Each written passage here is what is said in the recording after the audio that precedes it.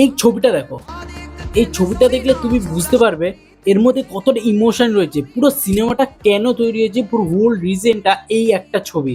এই একটা ছবিতে জাসকিরার থেকে হামজা আলী মাজারির কনভার্টেশনের পিওর রিজন রয়েছে। আর রণবীর সিং সেটাকে ভালোভাবে পুল অফও করেছে। कौन बहन का लौड़ा पता नहीं बोल रहा है ये প্রপোগান্ডা সিনেমা আছে।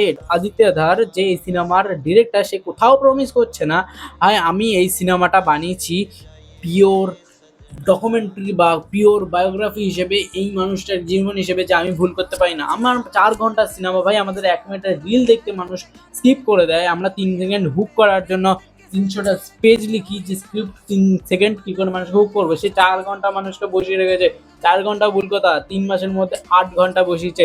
8 ঘন্টা বসাতে একটা মানুষের ক্যালি লাগে ভাই, ক্যালি। আর এখানে তার মাল মশলা পুরো পিওর সিনেমা তৈরি হতে গেলে লজিক আনলজিক অনেক জিনিস ঘটে, সেগুলো তাকে দিতে হয় ভাই, সিনেমার স্বার্থে দিতে হয়, এবং সেটা ঠিক জায়গায় সে ব্যবহার করেছে। হ্যাটস অফ ইয়ার, হ্যাটস অফ।